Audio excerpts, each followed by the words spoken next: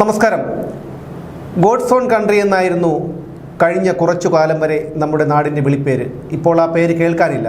പകരം devils on കൺട്രിയായി മാറിയിരിക്കുകയാണ് നമ്മുടെ നാട്. ചോര മരവിപ്പിക്കുന്ന കുറ്റകൃത്യങ്ങളാണ് ഓരോ ദിവസവും കേരളത്തിൽ അരങ്ങേറിക്കൊണ്ടിരിക്കുന്നത്.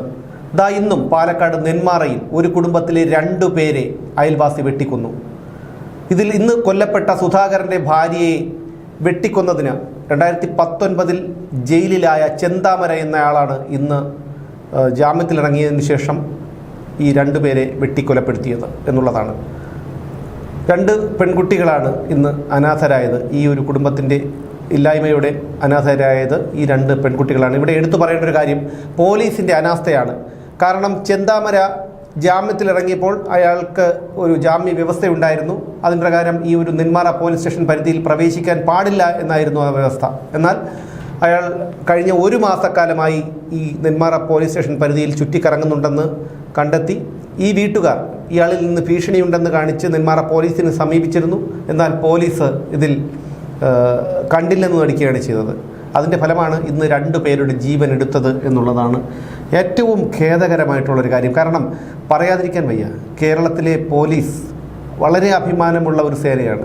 ഈ കേരള പോലീസ് ഇത്രയധികം അധപതിച്ച മറ്റൊരു കാലഘട്ടവും കേരളത്തിൻ്റെ ചരിത്രത്തിലുണ്ടായിട്ടില്ല, ഉണ്ടാവുകയുമില്ല. സത്യത്തിൽ നമ്മളെ കേരളത്തിൽ കൊലപാതകങ്ങൾ നടക്കാത്തൊരു ദിവസം ഇല്ല എന്ന് പറയുന്നത് ശരി. 365 ദിവസത്തിൽ 360 ദിവസവും ഒരു 5 ദിവസം ചിലപ്പം എങ്ങനെയോ പിഴച്ചു പോകുന്നതല്ലാതെ എല്ലാ ദിവസവും കൊലപാതകങ്ങൾ നടക്കാത്ത ദിവസം കാണുന്നില്ല. കൊലപാതകം മാത്രമല്ല, പിന്നെ പിടിച്ചുപറി, പിന്നെ ബലാത്സംഗം, ഇങ്ങനെയുള്ള സംഭവങ്ങൾ, അതായത് ഈ നെഗറ്റീവ് സംഭവങ്ങൾ, അതായത് ക്രൈം സംഭവങ്ങൾ നടക്കാത്ത ഒരു ദിവസം കേരളത്തിലില്ല എന്നാണ്. സത്യത്തിൽ കേരളം എന്ന് പറയുന്നത് ഒരു ക്രൈം സ്റ്റേറ്റായിട്ട് മാറിയിരിക്കും എന്ന് പറയാനാണ് ശരി. അങ്ങനെയാണ് ശരി. ഇനി ഇത് പറയുമ്പോൾ ഈ ആഭ്യന്തരം കൈകാര്യം ചെയ്യുന്ന ആൾക്കാർക്കൊന്നും വിഷമം തോന്നിയിട്ട് കാര്യമില്ല. സംഭവം യാഥാർത്ഥ്യമാണ്, നടന്നുകൊണ്ടിരിക്കുന്നത്. സംഭവം യാഥാർത്ഥ്യമാണെന്ന് പറയാൻ ഈ പറയുന്ന ആഭ്യന്തര വകുപ്പ് കക്ഷെടുത്ത് വെച്ചിരിക്കുന്ന പിണറായി വിജയൻ സാറിൻ്റെ മുമ്പിലിട്ടാണ് യൂത്ത് കോൺഗ്രസ് പ്രവർത്തകരെ അയാളുടെ തന്നെ ഗൺമാൻ തല തല്ലി പൊളിച്ചത്. അത് കണ്ടില്ലെന്ന് പറഞ്ഞ മഹാനാണ്. രക്ഷാപ്രവർത്തനമാണെന്ന് പറഞ്ഞു. അത് മാത്രമല്ല, കോടതി ഇടപെട്ടിട്ട് പോലും ഈ ഗൺമാനെ സംരക്ഷിക്കുന്ന ഒരു നിലപാടാണ് നമ്മുടെ ആഭ്യന്തരമന്ത്രി. ഇതൊക്കെയാണ് സന്ദേശം. ആ ഒരു മുഖ്യമന്ത്രിയായി ഈ പറയുന്ന ആഭ്യന്തര വകുപ്പ് കൈകാര്യം ചെയ്യുന്ന ഒരു മുഖ്യമന്ത്രി ആയിരുന്നാലും ആരായിരുന്നാലും ഇത്തരം പ്രസ്താവനകൾ ഇറക്കുമ്പോൾ അത് ദൂരവ്യാപകമായ പ്രത്യാഘാതം ഉണ്ടാക്കുമെന്നും അതൊരു വല്ലാത്ത സന്ദേശമാണ് നൽകുന്നത് തിരിച്ചറിയാത്തതിൻ്റെ തകരാറാണ്. അതെന്തുകൊണ്ടാണ് ഈ ആഭ്യന്തര വകുപ്പ് മന്ത്രിക്ക് കഴിയാത്തതെന്ന് തോന്നിയാൽ അദ്ദേഹത്തിന് അതിനപ്പുറത്തേക്ക് ആ ഒരു അതിരിനകത്ത് നിന്ന് പുറത്തേക്ക് ചിന്തിക്കാനുള്ള ശേഷിയില്ലാത്തത് കൊണ്ടാണെന്ന് വേണമെങ്കിൽ പറയാം.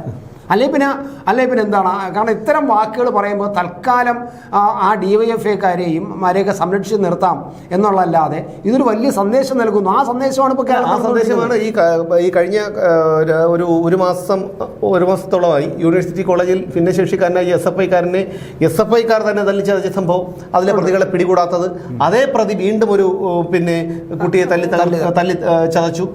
ഇതൊക്കെയാണ് നമ്മുടെ സെക്രട്ടേറിയറ്റിന്റെ തുമ്പത്ത് കണ്ണൂർ പോലീസ് സ്റ്റേഷന്റെ തൊട്ടടുത്താണ്. പിന്നെ അതോടൊപ്പം തന്നെയാണ് ഈ ഒരു അവിടെ പോലീസിന് കയറാകില്ല. പോലീസ് കയറിയപ്പോഴൊക്കെ ഈ നേതാക്കൾ AK സെന്ററിൽ നിന്ന് ഇറങ്ങി വന്നിട്ട് പ്രിൻസിപ്പളിനെ വരട്ടിയിട്ടുള്ളൊരു കാലഘട്ടം ഉണ്ട്. അപ്പൊ അന്നൊക്കെ നൽകിയ സന്ദേശമാണ് ഇപ്പോൾ ഈ അനുഭവിക്കുന്നത്. പോലീസിന്റെ അനാസ്ഥ തന്നെയാണ് ഈ മരണത്തിന് കാരണം. കാരണം പോലീസിന് എന്താണ് ഡ്യൂട്ടി? ഇവിടെ ലോകത്തെ ഏറ്റവും വിലപിടിപ്പുള്ള ഒരു വസ്തു മുഖ്യമന്ത്രി പിണറായി വിജയൻ സാർ, ആ സാറിനെ സംരക്ഷിക്കണം. അതിന് തന്നെ എത്ര പോലീസുകാർ, പിന്നെ ഈ മന്ത്രി പുങ്കവന്മാരെ എല്ലാം, ബാക്കി 20 മന്ത്രി പുങ്കവന്മാർ, അവർക്ക് എസ്കോർട്ട് പോകാനും അവരുടെ സുരക്ഷയ്ക്കും വേണ്ടിയും വേറെ കുറേ പേര്. ജനങ്ങളുടെ അടുത്ത് വോട്ട് ചോദിക്കാൻ വരുമ്പോൾ ഇവർക്ക് ആരുടെ അകമ്പടി വേണ്ട, എന്ത് വേണമെങ്കിലും ചെയ്യും. കക്കൂസ് എഴുതാൻ പറഞ്ഞാൽ പോലും അമ്മമാർ കക്കൂസ് എഴുതും. ഈ രാഷ്ട്രീയക്കാരെല്ലാവരും അങ്ങനെ തന്നെയാണ്. എന്നാൽ എൻ്റെ വീട്ടിൽ വോട്ട് ചോദിക്കാൻ വന്നാൽ കക്കൂസ് ഒന്ന് കഴിവിട്ടെ വോട്ട് ചെയ്തേക്കാം എന്ന് പറഞ്ഞാൽ അതിനും തയ്യാറാകുന്നവരാണ്. ജയിച്ച് ഒരു അധികാര സ്ഥാനത്ത് എത്തിക്കഴിഞ്ഞാൽ പിന്നെ അവർക്ക് പൊതുജനങ്ങൾ ചതുർത്ഥിയാണ്. ഇപ്പോൾ സാധാരണക്കാരനെ കാണണ്ട. സാധാരണക്കാരൻ 16 അടി അകലത്തിൽ പോലും വരാൻ പാടില്ല. പിന്നെ അവർക്ക് ജനങ്ങളുടെ ഇടയിലേക്ക് ഇറങ്ങി വരണമെങ്കിൽ 10,000 പോലീസുകാർ ചുറ്റും വേണം. എന്താണ് ജനാധിപത്യത്തെ എങ്ങനെയൊക്കെ നശിപ്പിക്കാമെന്നും എങ്ങനെയൊക്കെ ദുരുപയോഗം ചെയ്യാമെന്നും ലോകത്ത് ഏതെങ്കിലും രാജ്യങ്ങളിൽ പഠിക്കേണ്ടതുണ്ടെങ്കിൽ, മറ്റുള്ള രാജ്യങ്ങൾക്ക് കണ്ടു പഠിക്കേണ്ടതുണ്ടെങ്കിൽ അത് ഇന്ത്യയെ കണ്ടു തന്നെയാവണം. കാരണം ആ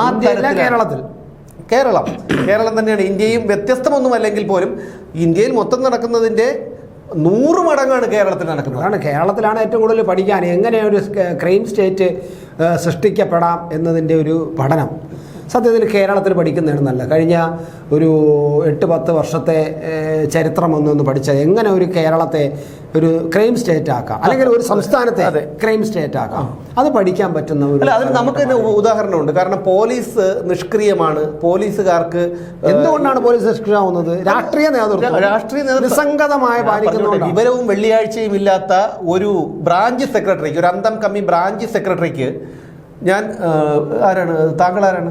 ഞാൻ സംസ്ഥാനത്തിൻ്റെ പോലീസ് മേധാവിയാണ്, DGP ആണ്.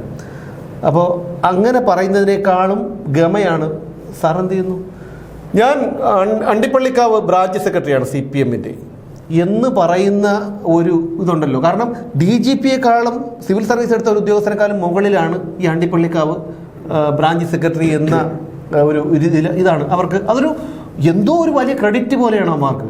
കാരണം അത് ക്രെഡിറ്റ് ഉണ്ട് കേട്ടാ. കാരണം നമ്മുടെ ഓഫീസ് റെയ്ഡ് ചെയ്തത് ഇവിടെ വട്ടിയൂർക്കാവിൽ തന്നെയുള്ള ഒരു അന്തം കമ്മി നേതാവിൻ്റെ നേതൃത്വത്തിലാണ്. ഒരു ചിരിച്ചുകൊണ്ട് കഴുത്തിറക്കുന്ന ഒരു MLA ആണ് ഇതിൻ്റെ പിന്നിൽ പ്രവർത്തിച്ചതെന്നാണ് പിന്നീട് നമുക്കറിയാൻ കഴിഞ്ഞിട്ടുള്ളത്. ശുദ്ധനാണ്, ശാന്തനാണെന്നൊക്കെയാണ് പറയപ്പെടുന്നത്. പക്ഷേ ഈ പറയുന്നത് പോലെ പാർട്ടിയല്ലേ?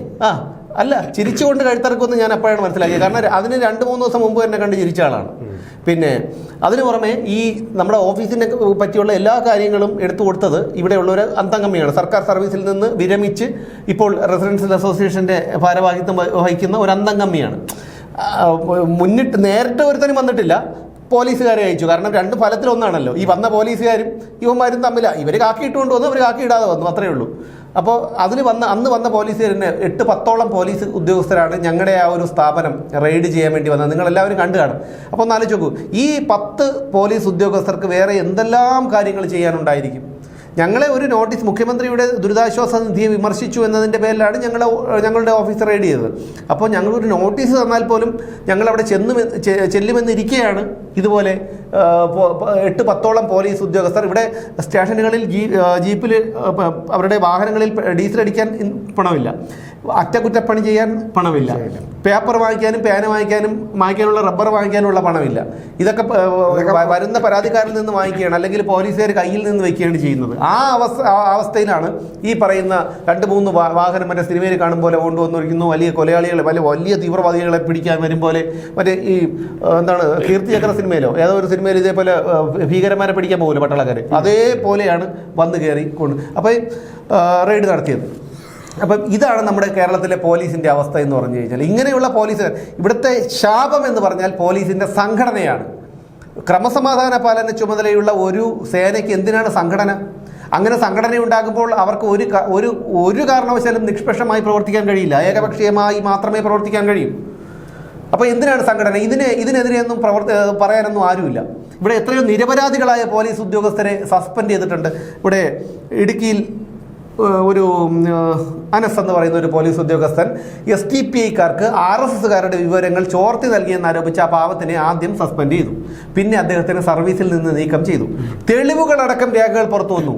ഒരു മാധ്യമങ്ങൾ റിപ്പോർട്ട് ചെയ്യാൻ തയ്യാറല്ല. അദ്ദേഹം നിരപരാധിയാണ്, അദ്ദേഹം അത് ചെയ്തിട്ടില്ല. ഇന്ന് ഒരു ആക്രിക്കടയിൽ പോയി അവിടെ ജോലി ചെയ്ത് ഉപജീവനം കഴിക്കുകയാണ് ആ മനുഷ്യൻ.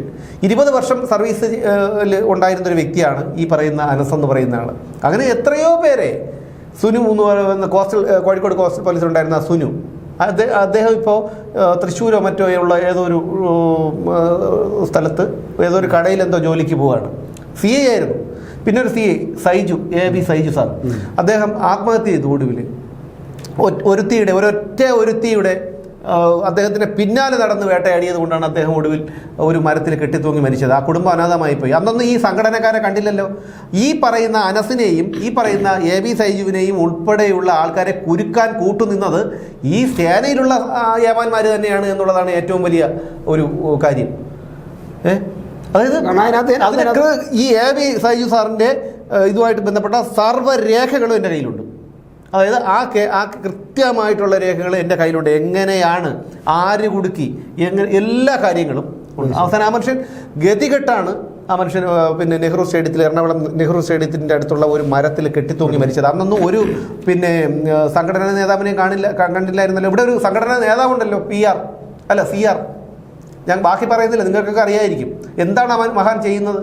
ആ മഹാൻ എത്ര വർഷമായി യൂണിഫോം ഇട്ടിട്ട്, ആ മഹാൻ എത്ര നാളായി ഈ അദ്ദേഹത്തിൻ്റെ ഒരു ഡ്യൂട്ടി ചെയ്തിട്ട് വന്ന് ഈ പറയുന്ന സംഘടനാ ഓഫീസിലും ഹൗസിംഗ് സൊസൈറ്റിയിലൊക്കെ വന്ന് കാലുമീതെ കാലിട്ടിരിക്കുന്നതാണോ? അതിനാണോ ശമ്പളം വാങ്ങുന്നത്? അപ്പം ഇങ്ങനെയുള്ള ഈ സംഘടനയെ കൊണ്ട് പോലീസുകാർക്കോ ഗുണമില്ല, ആ നാട്ടുകാർക്കും ഗുണമില്ല, അതായി തീർന്നിരിക്കുന്ന ഒരവസ്ഥയാണ്. Police association, IPS association, police officers association, ഇതെന്താണിത്? അങ്ങനെയാണെങ്കിൽ പിന്നെ പട്ടാളക്കാർക്കും ഇനിയിപ്പം അസോസിയേഷൻ. ആ ഒരു അവസ്ഥയിലേക്കാണ് കാര്യങ്ങൾ എത്തിയിരിക്കുന്നത്. കാരണം വീട്ടിൽ വെറുതെ ഇരിക്കുന്നവൻ്റെ വീട്ടിനകത്ത് കയറി കാല് വെട്ടി ആ കാലെടുത്ത് തോളി വെച്ചുകൊണ്ട് നൃത്തം ചവിട്ടിക്കൊണ്ട് ബൈക്കിൽ കയറി പോവുക കേട്ട് കേൾവിയുള്ളൊരു കാര്യമാണോ അവിടെ? പീഡനങ്ങൾ, എത്രയോ ശിശുപീഡനങ്ങൾ, എത്രയോ സ്ത്രീ പീഡനങ്ങൾ, കൊല നടക്കാത്ത ദിവസങ്ങളില്ല. തുറിച്ചു നോക്കിയാൽ പോലും കൊല നടക്കുകയാണ്. അതാ ഇന്ന് വീണ്ടും മദ്യത്തിൻ്റെ വില കൂട്ടിയിരിക്കുന്നു. മദ്യത്തിൻ്റെ വില കൂട്ടുന്നതനുസരിച്ച് ആൾക്കാർ മയക്കുമരുന്നിലേക്ക്. റിപ്പബ്ലിക് ദിനത്തിൻ്റെ ഒരു സമ്മാനം നമ്മുടെ കേരള സർക്കാരിൻ്റെ റിപ്പബ്ലിക് ദിന സമ്മാനമാണ് ഈ പറയുന്ന മദ്യത്തിൻ്റെ വില കൂട്ടി. ഈ മദ്യത്തിൻ്റെ വില കൂട്ടി ഇത് തലയെ പിടിക്കാതെ വരുമ്പോൾ എന്ത് ചെയ്യും? അവന്മാർ പോയിട്ട് മറ്റേ ഇപ്പം കഞ്ചാവെന്ന് വടിയില്ലെന്ന് തോന്നുന്നു, വേറെ നാക്കിലൊക്കെ DMAയും അങ്ങനെയുള്ള സാധനങ്ങളൊക്കെയാണ്. ഇപ്പം സ്ത്രീകൾ പോലും ഇതുപോലെ ഈ മയക്കുമരുന്നൊക്കെ ഉപയോഗിച്ചിട്ട് റോഡിൽ കിടന്നിട്ട് കാണിക്കുന്ന കോപ്രായങ്ങളൊക്കെ നമ്മൾ ഈ സോഷ്യൽ മീഡിയയിലൂടെയൊക്കെ ഒക്കെ കാണുന്നുണ്ടല്ലോ. അപ്പോൾ ആ അവസ്ഥയിലേക്ക് കേരളം എത്തിയിരിക്കുന്നു. ഇവിടെ ഞാനും നിങ്ങളും അടക്കമുള്ള സാധാരണക്കാർ ഈ നാട്ടിൽ സുരക്ഷിതരല്ല എന്നതിൻ്റെ ഏറ്റവും പുതിയൊരു തെളിവാണ് ഇന്ന് നെന്മാറയിൽ നടന്നത്. വീട്ടിലൊരു പട്ടാപ്പകല് 10 മണിക്ക് ശേഷം വാളും കൊണ്ട് വന്ന് ഭീഷണിപ്പെടുത്തി അവിടെ ഒരു സൃഷ്ടിച്ചതിന് ശേഷമാണ് സംഭവം നടത്തിയത്. അതായത് പോലീസിൽ ഇവർ പലതവണ പരാതി കൊടുത്തിട്ടും നെന്മാറ പോലീസ് ഇത് കണ്ടില്ലെന്ന് നടിച്ചു. അതിൻ്റെ ഉത്തരവാദി പോലീസ് തന്നെയാണ്. അപ്പോൾ ഇവിടെ ഈ പറയുന്ന രാഷ്ട്രീയക്കാരെ ഈ രാഷ്ട്രീയക്കാരെ ഒരു ഭാഗ്യം നോക്കണേ. നമുക്ക് കുറച്ച് തൊലിക്കട്ടി മാത്രം മതി. കാരണം പോലീസ് എന്തുകൊണ്ട് ഇങ്ങനെ ആവണം എന്നുള്ളതാണ് പ്രശ്നം. പോലീസ് എന്തുകൊണ്ട് ഇങ്ങനെ ആകുന്നു? അതാണ് രാഷ്ട്രീയ നേതൃത്വത്തിന്റെ തകരാറെന്ന് പറയുന്നത്. ഈ ഭരണ നേതൃത്വത്തിന്റെ തകരാറ്, ആഭ്യന്തര വകുപ്പ് കൈകാര്യം ചെയ്യുന്നതിന്റെ തകരാറ് അവിടെയാണ് സംഭവിക്കുന്നത്. ഒരു ചൊല്ലുണ്ടല്ലോ, എന്താണ് മോന്തായം വളഞ്ഞ് കഴുക്കോല് മുഴുവൻ വളയും എന്ന് പറഞ്ഞതുപോലെ ഉള്ള അവസ്ഥയാണ്. കാരണം ഇവിടുത്തെ സംസ്ഥാന പോലീസ് മേധാവി ഒരു ഭൂമി തട്ടിപ്പ് കേസിൽ പെട്ട് അദ്ദേഹത്തിനെതിരെ ആരോപണമല്ലാതെ സത്യമായിട്ടുള്ള കാര്യമാണ് പൈസ തിരിച്ചു കൊടുത്ത് കേസ് ഒതുക്കി. അത് വേറൊരുത്തനാണ് ഈ പിടിച്ചകത്തിട്ടേനെ വഞ്ചന കേസിന്. പിന്നെ ADGP, ക്രമസമാധാന ചുമതലയുണ്ടായിരുന്ന ADGP, അദ്ദേഹത്തിനെ കുറിച്ച് മറ്റുള്ള കാര്യങ്ങളെല്ലാം മാറ്റിവെക്കാം, മറ്റുള്ളതെല്ലാം PB അൻവറിൻ്റെ ആരോപണമാണെന്ന് പറയാം. പക്ഷേ ഈ പറയുന്ന തിരുവനന്തപുരം നഗരത്തിൻ്റെ ഹൃദയഭാഗത്ത് കോടികൾ വിലമതിക്കുന്ന ഭൂമി വാങ്ങി അതിൽ കോടികൾ വിലമതിക്കുന്ന വീട് നിർമ്മിക്കുന്നത് കള്ളമല്ലല്ലോ. ഇതൊക്കെയാണ് ഇവിടെ മുകളിലിരിക്കുന്ന യവാന്മാരുടെ അവസ്ഥ. അപ്പോൾ താഴേക്കിടയിലുള്ളവരുടെ കാര്യം പറയാനുണ്ടോ? അപ്പോൾ അതുകൊണ്ട് എന്തും നടക്കും എന്നുള്ളതാണ്. കാരണം കോടതിയുടെ നിബന്ധനയുണ്ടായിരുന്നു, ഒരു ജാമ്യം കൊടുക്കുമ്പോൾ ഈ ചിന്താമരയ്ക്ക് നിബന്ധനയുണ്ടായിരുന്നു, ഒരു കാരണവശാലും നെന്മാറ പോലീസ് സ്റ്റേഷൻ പരിധിയിൽ കടക്കരുത്. അത് ഇയാൾ നെന്മാറ പോലീസ് സ്റ്റേഷൻ പരിധിയിൽ കടന്നുകൊണ്ട് ഇവരെ കൊല്ലും എന്നുള്ളൊരു ഭയം ഉള്ളത് കൊണ്ട് തന്നെയാണ് ഈ വീട്ടുകാർ പലതവണ പരാതിയുമായി പോയത്. പോലീസ് അത് വകവെച്ചില്ല. അതിൻ്റെ ഫലം ഇന്ന് അനുഭവിക്കുകയും ചെയ്തു. കേരളത്തിലെ പൊതുജനങ്ങൾ മനസ്സിലാക്കേണ്ട ഒരു കാര്യം ഉണ്ട്. കാരണം ഈ കഴിഞ്ഞ 7-8 വർഷങ്ങൾക്ക് മുൻപും ഇവിടെ സർക്കാരുകൾ ഉണ്ടായിരുന്നു. E.K. നായനാർ നേതൃത്വം നൽകിയ, K. കരുണാകരൻ നേതൃത്വം നൽകിയ, A.K. ആന്റണി നേതൃത്വം നൽകിയ, R. ശങ്കറും ഉമ്മൻചാണ്ടിയും EMSും അടക്കമുള്ള നേതാക്കൾ നേതൃത്വം നൽകിയ സർക്കാരുകൾ ഇവിടെ ഉണ്ടായിരുന്നു. അന്നൊന്നും പോലീസ് ഇത്രയധികം അധപതിച്ച, വീട്ടുവേലക്കാരെ പോലെ അധപതിച്ച, അല്ലെങ്കിൽ ഏറാൻ മൂളികളായി അധപതിച്ച മറ്റൊരു സന്ദർഭമില്ലായിരുന്നു. കഴിഞ്ഞ ഈ 2016 മുതലാണ് കേരളത്തിൻ്റെ സർവനാശം തുടങ്ങിയതും ഈ പറയുന്ന പോലീസ് സേന ഇത്രയധികം അധപതിച്ചതും. കാരണം മുഖ്യമന്ത്രിയെ ഒരു ജനാധിപത്യ രാജ്യത്ത് ഏറ്റവും ലഘുവായിട്ടുള്ള ഒരു പ്രതിഷേധ രീതിയാണ് കരിങ്കൊടി കാണിക്കുക എന്നുള്ളത്. അതുപോലും വാശിയുടെ പുറത്ത് കാണിക്കാൻ പറ്റാതെ ചെറുമക്കളുടെ പ്രായമുള്ള കുട്ടികളെ പോലും തല്ലി ചതയ്ക്കുന്നത് കണ്ടു നിന്ന് രസിക്കാൻ പിണറായി വിജയനെ പോലെയുള്ള ഒരു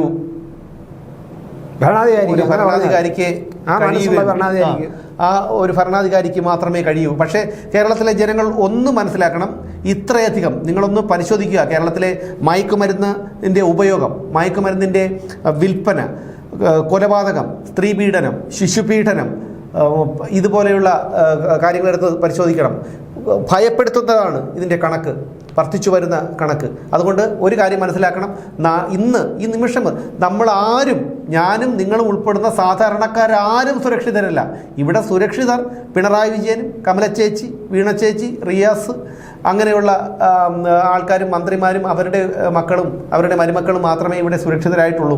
ബാക്കിയുള്ള ആരും ഇവിടെ സുരക്ഷിതരല്ല എന്നുകൂടി അറിയണം. ഇനി ഈ നാടിൻ്റെ പോക്ക് എങ്ങോട്ടാണെന്ന് പലപ്പോഴും നമ്മൾ പറഞ്ഞിട്ടുള്ളതാണ്.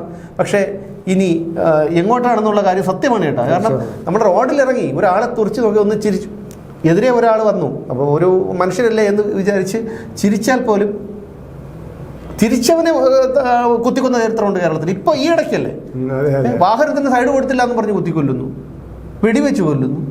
എന്തൊക്കെ ഈ നാട്ടിൽ നടക്കുന്നത്? അപ്പോൾ അത് കേരളത്തിലെ പൊതുജനങ്ങൾ മനസ്സിലാക്കണം, ഇനിയെങ്കിലും ഒന്ന് മനസ്സിലാക്കണം. എങ്ങോട്ട് പോകും, എന്ത് ചെയ്യണം എന്ന് അറിയില്ല എന്ന പതിവ് വല്ലവി എന്നെ വീണ്ടും പറഞ്ഞുകൊണ്ട് വീണ്ടും കാണാം. ഓരോ ജീവിതവും ഓരോ കഥകളാണ്, വേറിട്ട കഥകളുടെ ഒരു കൂട്ടായ്മ. വേണമെങ്കിൽ നമുക്കതിനെ ഒരു നോവലെന്ന് പേരിടാം. അതുപോലൊരു നോവലല്ലേ നിങ്ങളുടെ ജീവിതവും? എന്താ, ശരിയല്ലേ? നിങ്ങളുടെ അനുഭവങ്ങൾ, കഥകൾ എന്തുമായിക്കൊള്ളട്ടെ, അത് കേൾക്കാൻ DNA ന്യൂസിലൂടെ ഞാൻ എത്തുന്നു. കഥ പോലൊരു ജീവിതം, അതിനായി ഞാൻ നിങ്ങൾക്ക് വേണ്ടി കാത്തിരിക്കുന്നു. നമുക്ക് ഒന്നിച്ച് കാണാം, കുറേ കാര്യങ്ങൾ സംസാരിക്കാം, വേദനകൾ പങ്കിടാം. നിങ്ങളുടെ വിഷയങ്ങൾ, അനുഭവങ്ങൾ അത് ഞങ്ങളെ അറിയിക്കേണ്ട വിലാസം താഴെ കൊടുക്കുന്നു.